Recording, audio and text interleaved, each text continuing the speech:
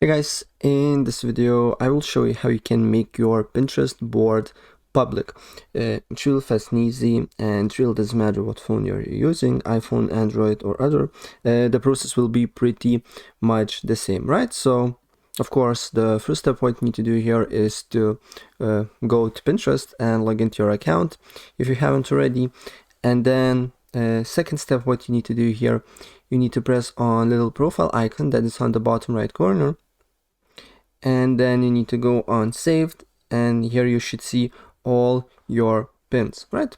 And as you can see here, I have one board secret. As you can see here, there is little lock on that particular board. There's two on the top right left corner. So if I want to make this board public again, I just need to press on the board and then press on three little dots that is on the top right corner, and then press on edit board. And on the bottom, as you can see here, under the settings, there is make this board secret toggled on. So what you need to do here is to remove this option here. And as you can see here, they ask me make your board public, and you can make it public here. And then press done on the top right corner.